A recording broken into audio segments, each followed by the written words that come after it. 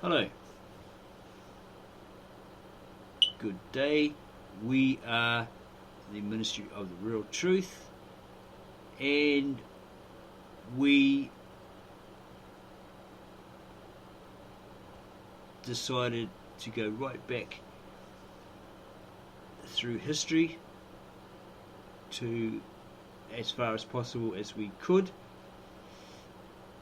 to find the original origin, the roots of the latter Hebrew, Jewish, Israelite, Assyrian, Aramean, etc. scriptures. So we felt we had to go right back to the first myths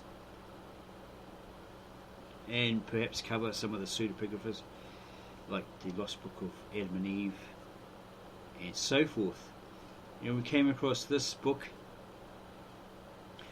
which reads Nervous and Mental Disease Monograph, Series number 18, The Myth of the Birth of the Hero, A Psychological Interpretation of Mythology, by Dr. Otto Rank of Vienna, authorized translation by Drs. F. Robbins and Smith Eli Jelliffe, probably published around 1914. Nervous and Mental Disease Monograph Series, numbers issued, and a little bit of information there, table of contents, and it looks like it's covering everyone from Sargon the Great, Sargon 1 or 2, Moses, Paris, and Troy, Battle of Troy, I guess this one's Gilgamesh, Romulus, the supposed founder of Rome, Hercules, Jesus, wow, and here's an index. The Myth of the Birth of the Hero, A Psychological Interpretation of Mythology. Introduction. The prominent civilized nations such as the Babylonians, Egyptians, Hebrews and Hindus, the inhabitants of Iran and of Persia, the Greeks and the Romans, as well as the Teutons and others, all began at an early stage to glorify their heroes. Mythical princes and kings, founders of religions, dynasties, empires or cities. In brief, their national heroes in a number of poetic tales and legends. The history of the birth and of the early life of these personalities came to be especially invested with fantastic features, which in different nations, even though widely separated by space and entirely independent of each other, present a baffling similarity, or in part a literal correspondence. Many investigators have long been impressed with this fact, and one of the chief problems of mythical research still consists in the elucidation of the reason for the extensive analogies and the fundamental outlines of mythical tales, which are rendered still more enigmatical by the unanimity in certain details and the reappearance in most of the mythical groupings. The mythological theories aiming at the explanation of these remarkable phenomena are in a general way as follows. The idea of the people, propounded by Adolf Bastian, 1868. This theory assumed the existence of elementary thoughts, so that the unanimity of the myth is a necessary sequence of the uniform disposition of the human mind in the manner of its manifestation, which, within certain limits, is identical at all times and all places. This interpretation was urgently advocated by Adolf Bauer, 1882, as accounting for the wide distribution of the hero myths. 2. The explanation by original community, first applied by Bent Fay, 1859, to the widely distributed parallel forms of folklore and fairy tales.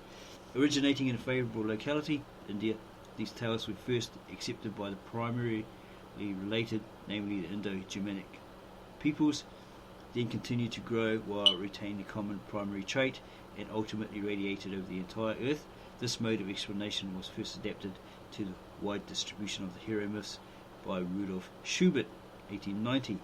3. The modern theory of migration or borrowing, according to which the individual myths originate from definite peoples, especially the Babylonians, and are accepted by other people through oral tradition, commerce and traffic, or through literary influences. The modern theory of migration, or borrowing, according to which the individual myths originate from definite peoples, especially the Babylonians, are accepted by other peoples through oral tradition, commerce and traffic, or through literary influences. The modern theory of migration and borrowing can be readily shown to be merely a modification of these theories, necessitated by newly discovered and irreconcilable material. The profound and extensive research of modern investigations has shown that not India, but rather Babylonia, may be regarded as first home of the myths. Moreover, the mythic tales, presumably did not radiate from a single point, but travelled over and across the entire inhabited globe. This brings into prominence the idea of the interdependence of mythical structures, an idea which was generalized by Brown, 1864, as the basic law of the nature of the human mind. Nothing new is ever discovered as long as it is possible to copy. The theory of the elementary thoughts, so strenuously advocated by Bauer over a quarter of a century ago, is unconditionally declined by the most recent investigators, Winkler, Stucken, who maintain the migration and purloining theory. There is really no such sharp contrast between the various theories, and the advocates for the theory of the elementary thoughts does not interfere with the claims of the primary common positions in the migration. Furthermore, the ultimate problem is not whence and how the material reached a certain people, but the question is, where did it come from to begin with? All these theories would only explain variability and distribution, but not the origin of the myths. Even Schubert, the most inveterate opponent of Bauer's views, acknowledges this truth by stating that all these manifold sagas date back to a single, very ancient prototype. But he is unable to tell us anything of the origin of this prototype. Bauer likewise inclines to this mediating view and points out repeatedly that in spite of the multiple origin of independent tales, it is necessary to concede a most extensive and recent publication,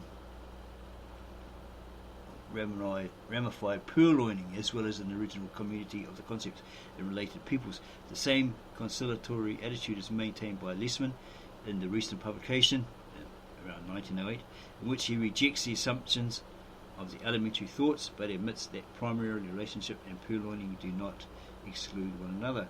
As pointed out by Wundt, it must be kept in mind, however, that the appropriation of mythical contents always represents at the same time independent mythical construction, because only that can be permanently retained, which corresponds to the purloining stage of mythological ideation. Sounds like having a bit of a debate, a bit of an argument there between the lines. Okay, and they carry on.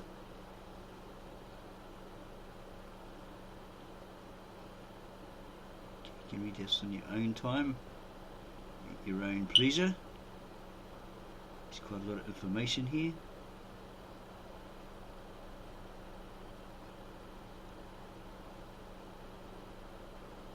Okay, Sargon. Probably the oldest transmitted hero myth in our possession is derived from the period of the foundation of Babylon, about 2800 BC, and concerns the birth history of its founder, Sargon I. The literal translation of the report, which according to the mode of rendering appears to be an original inscription by King Sargon himself, is as follows: Sargon the mighty king, king of Agad am I. My mother was a Vestal, was that a Vestal virgin? My father I knew not, while my father's brother dwelt in the mountains. In my city Azupirani, which is situated on the bank of the Euphrates, my mother, the Vestal, bore me. In a hidden place, she wasn't boring to him, she gave birth to him. In a hidden place she brought me forth. She laid me in a vessel made of reeds, closed my door with pitch, and dropped me down into the river, which did not drown me. The river carried me to Aki, the water carrier. Aki, the water carrier, lifted me up in the kindness of his heart. Aki, the water carrier, raised me as his own son. Aki, the water carrier, made of me his gardener. In my work as a gardener, I was beloved by Ishtar. I became the king, and for 45 years I held kingly sway. Is that Ishtar? The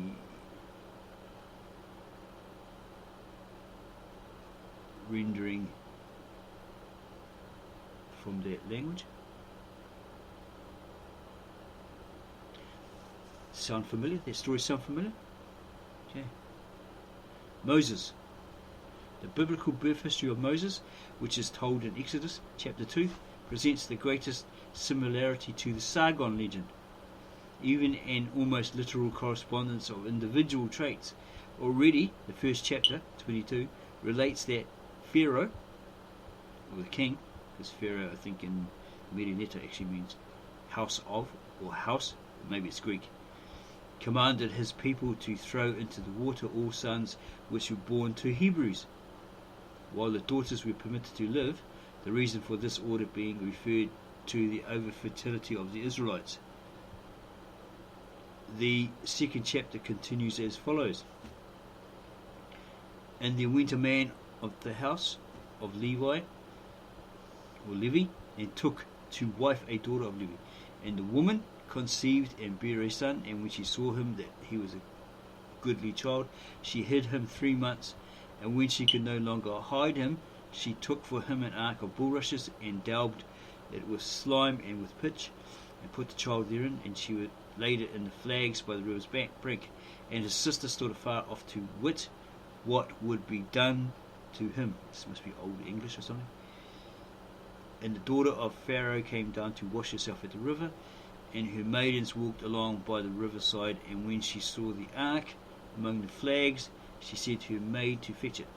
And when she opened it, she saw the child, and behold, the babe wept. And she had compassion on him, and said, This is one of the Hebrews' children.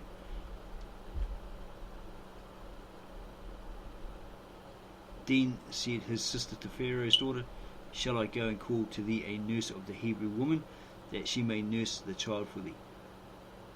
And Pharaoh's daughter said to her, Go. And the maid went and called the child's mother. And Pharaoh's daughter said unto her, Take this child away and nurse it for me, and I will give thee wages.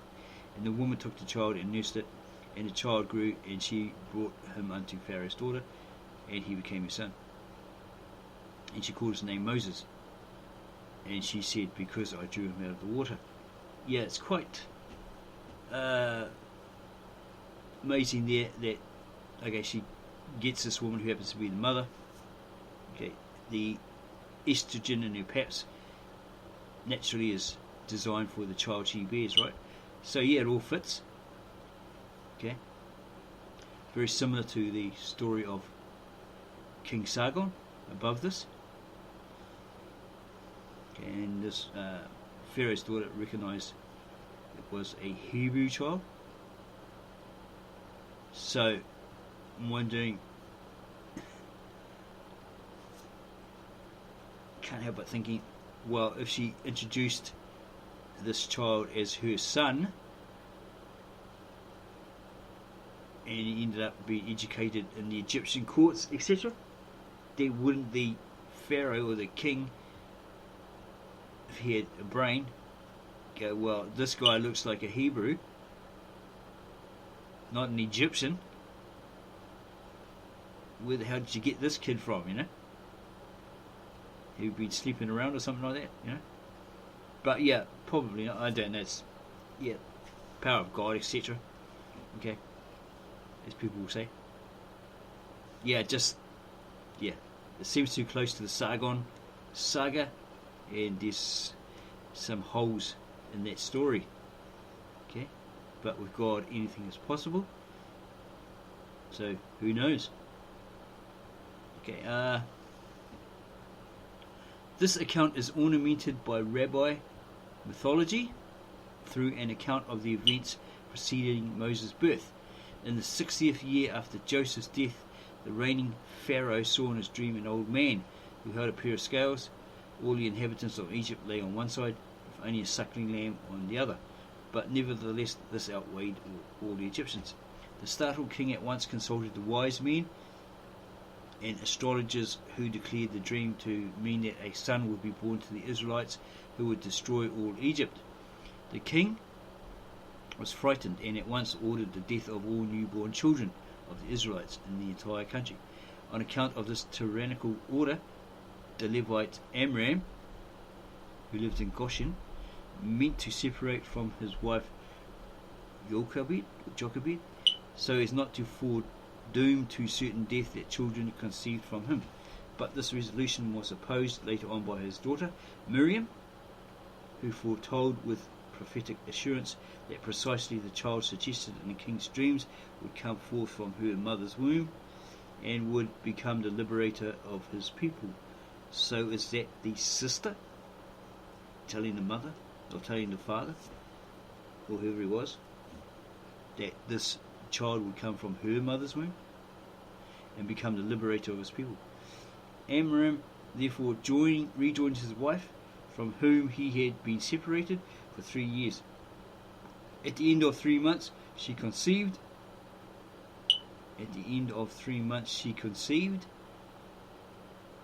And later on bore a boy, at whose birth the entire house was illuminated by an extraordinary luminous radiance, suggesting the truth of the prophecy, after Burgle Mythologies of the Hebrews, Leipzig, 1882. Maybe this has some footnotes at the bottom of it, something.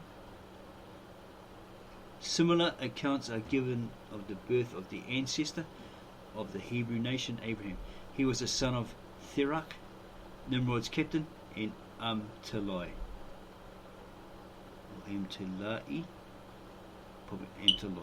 Prior to his birth, it was revealed to King Nimrod from the stars that the coming child would overthrow the thrones of powerful princes and take possession of their lands. King Nimrod means to have the child killed immediately after its birth. But when the boy is requested from Therak, he says, "Truly, a son was born to me, but he has died." He then delivers a strange child, concealing his own son in a cave underneath the ground, where God permits him to suck milk from a finger of the right hand. In this cave, Abraham is said to have remained until the 3rd, according to others the 10th, year of his life. Compare Beer, the life of Abraham, according to the interpretation of Jewish traditions, Leipzig, 1859, and Ug Vunschke from Israel's Temple of Learning, Leipzig, 1907. Also in the next generation, in the story of Isaac, appear the same mythical motives. Prior to his birth, King Abimelech is warned by a dream not to touch Sarah, as this would cause woe to betide him. After a long period of barrenness, she finally bears her son, who, in later life, in this report, after having been destined to be sacrificed by his own father, I guess that's Isaac, foster father, Abraham, is ultimately rescued by God. But Abraham casts out his own son Ishmael with Hagar, who was an Egyptian, the boy's mother, Genesis 26. See also Burgle Lock citation, I think that might be, not really sure. Kana. A close relationship with the Sargon legend is also shown in certain features of the ancient Hindu epic Mahabharata. We will cover that at some time. We have the audio to that. We're just looking for the ebook. Maybe we'll get a copy strike if you use the audio. Not really sure. Maybe you can tell us down in the comments below. Is that how YouTube works? I thought maybe it's only music, right? But yeah, okay. Maybe get one for that as well. Tell us down in the comments, and we'll look at that as soon as we can. Mahabharata, of the birth of the hero Kana. The contents of the legend are briefly rendered by Lassen, and I guess that's in German. Page 63. The princess Pritha, also known as Kunti, I don't think it sounds the other way, I think it's Kunti, bore as a virgin the boy Kana, whose father was the sun god Surya. The young Kana was born with the golden ear ornaments of his father and with an unbreakable coat of mail. The mother, in her distress, concealed and exposed the boy. In the adaptation of the myth by a Holtzman. Verse 1458 reads, Then my nurse and I made a large basket of rushes, placed a lid thereon and lined it with wax. Into this basket I laid the boy and carried him down to the river Aqua. Floating on the waves, the basket reaches the river Ganga, and travels as far as the city of Kampa. There was passing along the bank of the river the charioteer, the noble friend of Dhritarashtra, and with him was Radha, his beautiful and pious spouse. She was wrapped in deep sorrow because no sin had been given to her. On the river she saw the basket, which the waves carried close to her on shore. She showed it to Azirath, who went and drew it forth from the waves. The two take care of the boy and raise him as their own child. Kunti later on marries King Pandu, who is forced to refrain from conjugal intercourse by the curse that he is to die in the arms of a spouse. But Kunti bears 3 sons again through divine conception, one of the children being born in the cave of a wolf. One day Pandu dies in the embrace of his second wife. The sons grow up, and at a tournament which they arrange, Kana appears to measure strength against the best fighter, Arjuna, the son of Kunti. Arjuna scoffingly refuses to fight the charioteer's son, and so forth. Striking resemblance of the entire structure of the Kana legends presented by the birth of history of Eon, the ancestor of the Eonians, of whom a relatively late tradition states the following. Anyone heard of copycatting? No? Copycats? Apollo, in the grotto of the rock of the Athenian Acropolis, procreated a son with Creusa, the daughter of Erechtheus. In this grotto the boy was also born and exposed. The mother leaves the child behind in a woven basket in the hope that Apollo will not leave his son to perish. On Apollo's request, Hermes carries the child the same night to Delphi, where the priestess finds him on the threshold of a temple in the morning.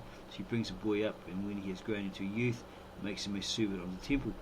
Erechtheus later on gave his daughter Creusa in marriage to the immigrated Zeus. As the marriage long remained childless, they addressed the Delphian oracle, praying to be blessed with progeny. The god reveals to Zeuthos that the first to meet him on leave in the sanctuary is his son. Probably Zeuthos, not really sure on that one, because they didn't have a SH sound in the Greek apparently. And it goes on. Gave him the name Walker, and so forth. This is Oedipus.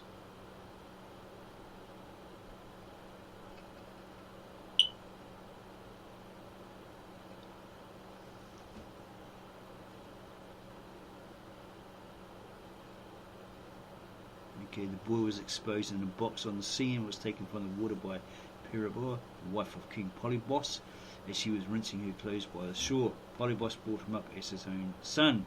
Oedipus, on hearing accidentally that he is a foundling, asks the Delphian oracle for his own parents to, but receives the prophecy that he would kill his father and marry his mother. It's kind of weird. In the belief that this prophecy refers to his foster parents, he flees from Corinth to Thebes, but on the way unwittingly kills his father Laios. By solving a riddle, he frees the city from the plague of the Sphinx, a man-devouring monster, and a reward is given in the hand of Jocasta, his mother, as well as the throne of his father.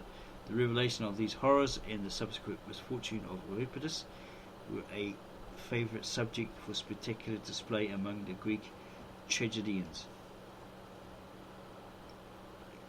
An entire series of Christian legends have been elaborated on the pattern of the Oedipus myth, and the summarized contents of the Judas legend may serve as a paradigm of this group. Before his birth, his mother Cyborad is warned by a dream that she will bear a wicked son to the ruins of all his people. The parents expose the boy in a box on the sea. The waves cast the child ashore on the Isle of Scariot, where the childless queen finds him and brings him up as her son. Later on, the royal couple have a son of their own, and the foundling, who feels himself slighted, kills his foster brother. As a fugitive from the country, he takes service at the court of Pilate, who made a confident man of him and placed him above his entire household. In a fight, Judas kills a neighbour without knowing that he is his father. The widow of the murdered man, naming his own mother, then becomes his wife. Really? After the revelation of these horrors, he repents and seeks a Saviour who receives him among his apostles. His portrayal of Jesus is known from the Gospel. The legend of Saint Gregory on the Stone, the subject of the narrative of Hartmann von Auer, represents a more complicated type of this mythical cycle. Gregory, the child of the incestuous union of royal lovers, is exposed by his mother in a box on the sea, saved and raised by fishermen, and then is educated in a convent for the church. But he prefers the life of a knight, is victorious in combats, and a reward is given in the hands of the princess, his mother.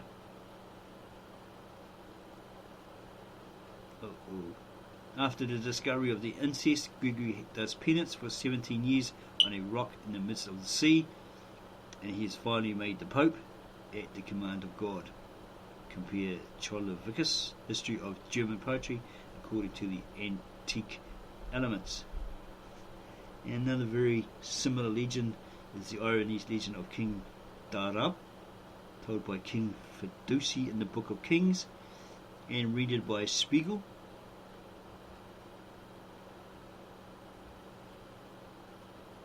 And so forth. Very, very similar. Paris. Apollodorus relates of the birth of Paris. King Priamos had with his wife Hecab a son named Hector. When Hecab was about to bear another child, she dreamed that she brought forth a burning log of wood which set fire to the entire city. Priamos asked the advice of Isakos, who was a son with his first wife Arispa, and an expert in the interpretation of dreams. Isakos declared that the child would bring trouble upon the city and advised that if it be exposed. Priamos gave the little boy to a slave who carried him to the top of Mount Ida. This man's name was Agelaos. The child was nursed during 5 days by a she-bear. When Agelaos found that he was still alive, he picked him up and carried him home to raise him. He named the boy Paris, but after the child had grown into a strong and handsome youth, he was called Alexandros because he fought the robbers and protected the flocks. Before long he discovered his parents. How this came about is told by Hyginus, according to whose report the infant is found by shepherds. One day messengers sent by Priamos come to these herders to fetch a bull, which is to serve as a prize for the victor in the combats arranged in commemoration of Paris. They selected a bull which Paris valued so highly that he followed the men who led the beast away, assisted in the combats and won the prize.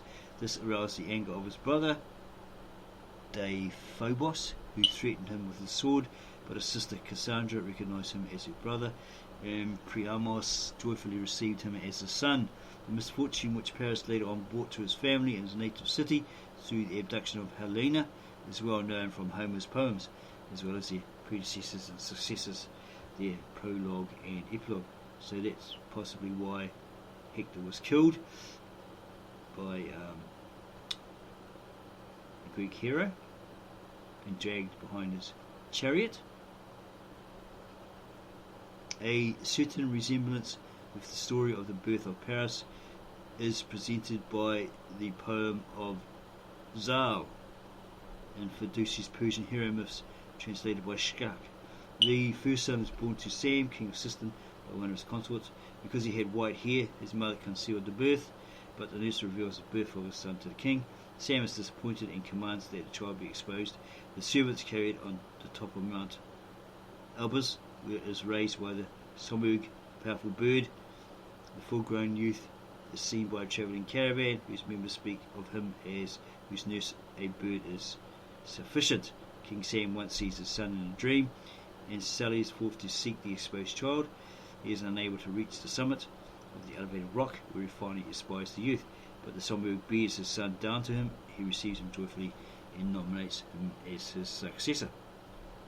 Telephos, Helios, king of Tegea, was informed by the oracle that his son would perish through a descendant of his daughter. So he makes his daughter a priestess of the goddess Athene, threatens her with death should she mate with any man. But when Heracles dwelt as a guest in the sanctuary of Athene on his expeditions against Augeas, he saw the maiden, and when drunk, intoxicated, he had to go at her, and so forth.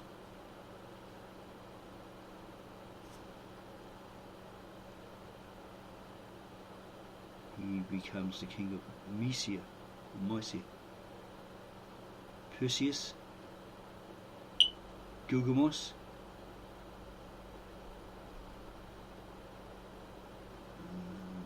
Gilgamesh? I don't think so, I'm not really sure. Aelian, who lived about 200 AD, relates in his animal stories the history of a boy who was saved by an eagle. Animals have a characteristic fondness for man. An eagle is known to have nourished a child. I shall tell the entire story in proof of my assertion. When Sennacherib reigned over the Babylonians, the Chaldean fortune teller foretold that the son of the king's daughter would take the kingdom from his grandfather.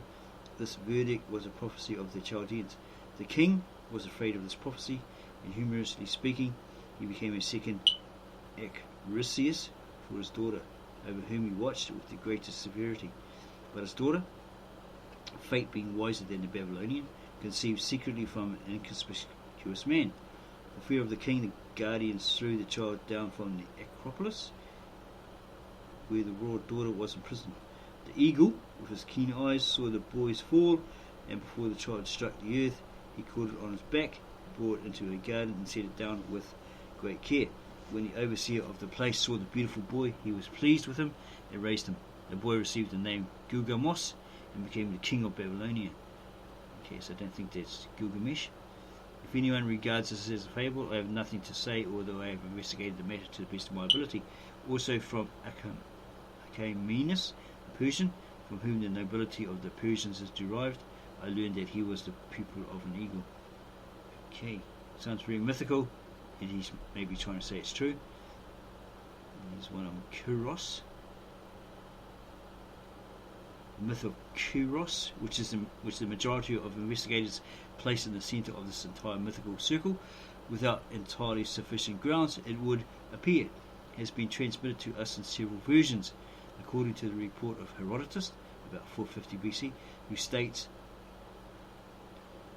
that among 4 renderings known to him, he selected the last glorifying version. The story of the birth and youth of Kairos is as follows. Looks like it's quite lengthy.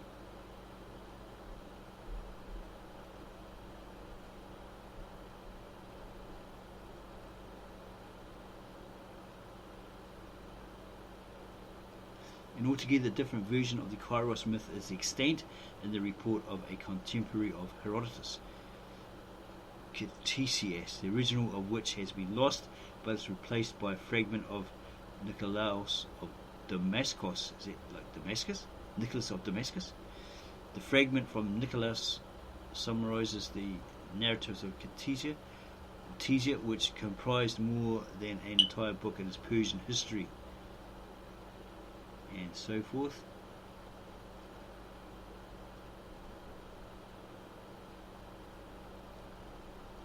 Again, quite lengthy.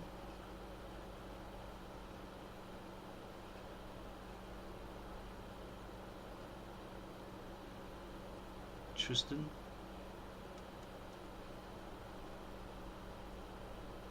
It's a German story. The argument of the Feruden story is pursued in the Tristan saga as related in the epic poem by Gottfried of Strasbourg. Romulus, supposed founder of Rome. The original version of the story of Romulus and Remus, as told by the most ancient Roman annalist, Fabius Pictor, is rendered as follows by Mommsen.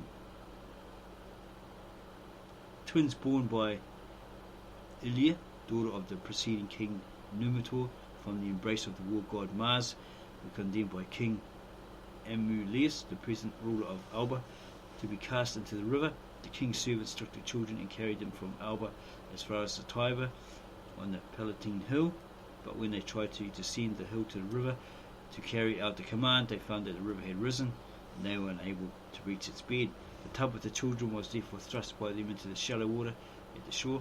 It floated for a while, but the water promptly receded and knocking against a stone. The tub capsized, and the screaming infants were upset into the river mud. They were heard by a she-wolf who had just brought forth and had her udders full of milk.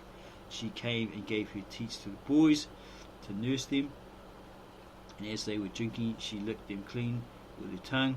Above them flew a woodpecker, which guarded the children, and also carried food to them. The father was providing for his sons, for the wolf and the woodpecker are animals consecrated to Father Mars. This was seen by one of the royal herdsmen, who was driving his pigs back to the pasture from which the water had receded. Startled by the spectacle, he summoned his mates, who found the she-wolf attending like a mother to the children, and the children treated her as their mother. The men made a loud noise to scare the animal away, but the wolf was not afraid. She left the children, but not from fear. Slowly, without heeding the herdsman, she disappeared into the wilderness of the forest at the holy site of Faunus, where the water gushes from a gully of the mountain. Meanwhile, the men picked up the boys and carried them to the chief swineherd of the king, Faustulus, for they believed that the gods did not wish the children to perish. But the wife of Faustulus had just given birth to a dear child and was full of sorrow. Her husband gave her the twins, and she nursed them. The couple raised the children and named them Romulus and Remus. After Rome had been founded later on, King Romulus built himself a house not far from the place where his tub had stood. The gully in which the she-wolf had disappeared has been known since that time as the Wolf's Gully, the Lupercal. The image in awe of the she-wolf with the twins was subsequently erected at the spot, and the she-wolf herself, the Lupa, was worshipped by the Romans as a divinity. The Romulus saga later on underwent manifold transmutations, mutilations, additions and interpretations. It is best known in the form transmitted by Livy, where we learn something about the incidents and subsequent fate of the twins. And there's more information there. The Roman tale of Romulus and Remus has a close counterpart in the Greek myth of a city foundation by the twin brothers Amphion and Zethos, who were the first to found the site at Thebes of the Seven Gates.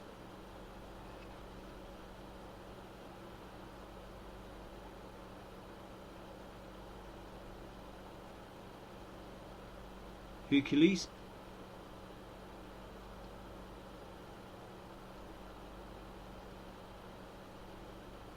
and then gets to Jesus.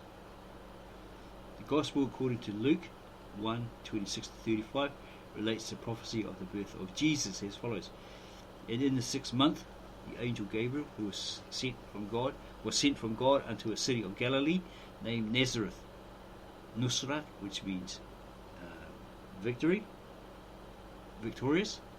and that's what he was known as, because he fulfilled his prophecy as victorious over the devil, sin and death through his death and resurrection, etc.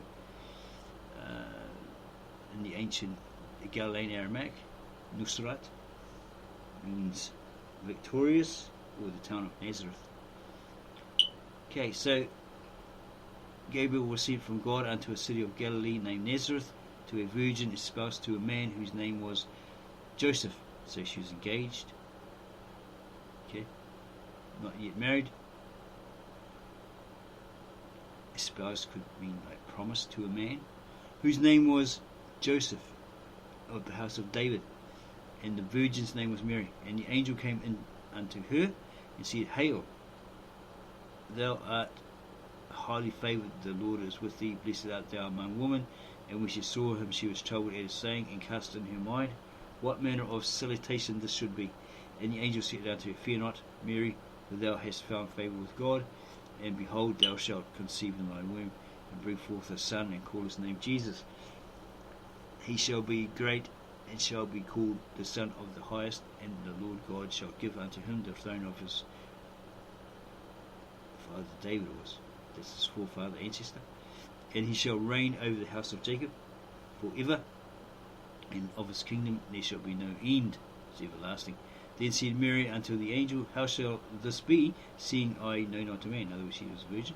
And the angel answered and said unto her, The Holy Ghost shall come upon thee, will overshadow you, and the power of the highest shall overshadow thee. Therefore also that holy thing which shall be born of thee shall he be called the Son of God. This report is supplemented by the Gospel according to Matthew 1:18-25, and the narrative of the birth and childhood of Jesus. Now the birth of Jesus Christ was on this wise, when as his mother Mary was espoused to Joseph, before they came together, before they did the rumpy pumpy,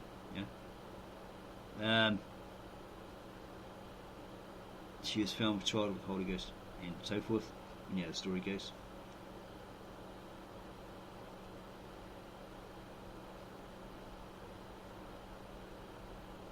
Goes into the account of Matthew,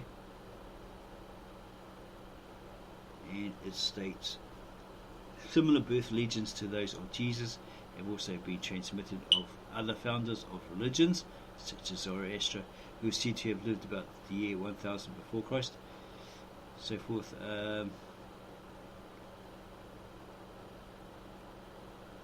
Related traits are also encountered in the history of Buddha, whose life is referred to the 6th century before Christ, such as the long sterility of the parents, the dream, the birth of the boy under the open sky, the death of the mother and her substitution by a foster mother, the announcing of the birth to the ruler of the realm, later on the losing of the boy in the temple, as in the history of Jesus. Compare Luke 2:40-52. Anyone heard of copycat?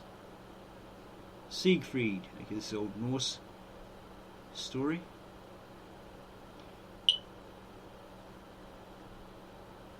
Lohengrin.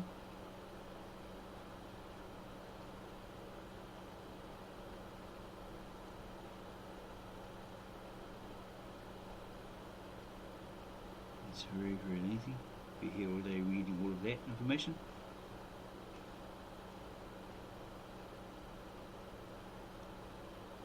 It's very, very long.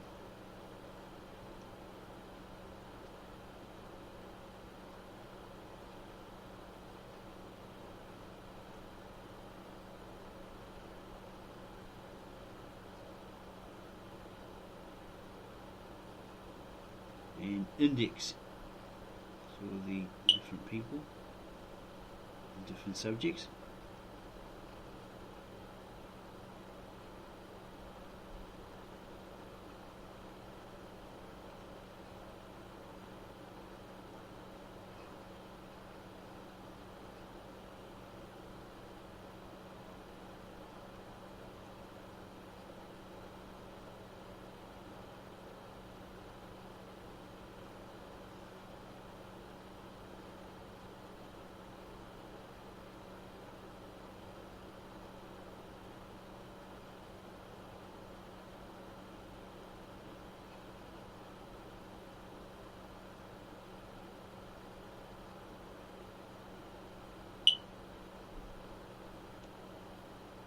If the Moses legend were placed before us in its more original form, as we have reconstructed, possibly above, it from the existing material,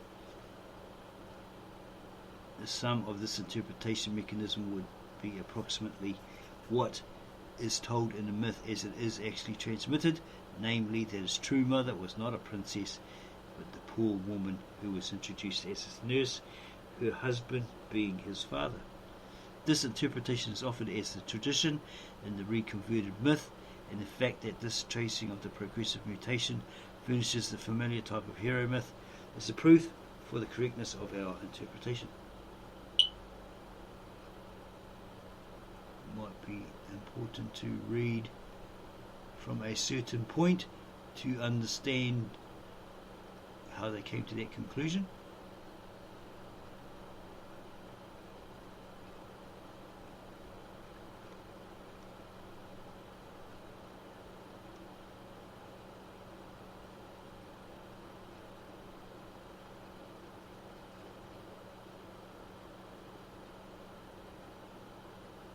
It's really going deep, explaining about myths and the problems they may have.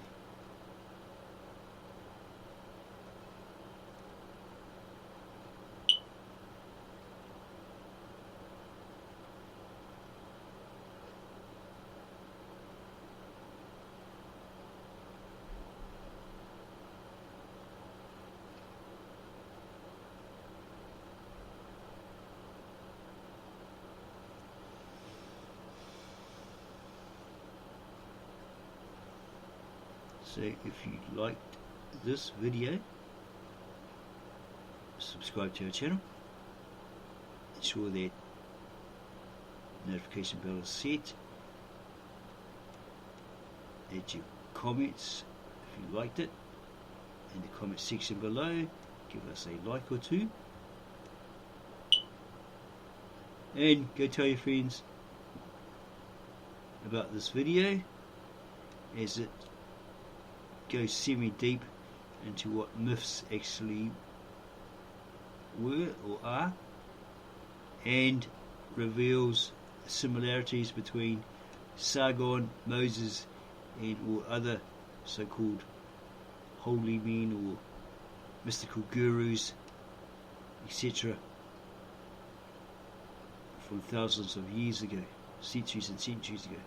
It even includes Jesus,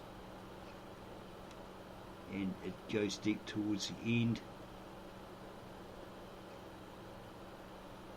in regards to myths and the problems with myths, the constructions of them, and the problems that emerge from them. If you want to read more, or read this entire book yourself, then you can go to Gutenberg.org, Gutenberg.org, and put in the book title and download it, or just read it online for yourself. Again, it's quite lengthy. It's called The Myth of the Birth of the Hero. Thank you for your time, for taking the time to look at our video.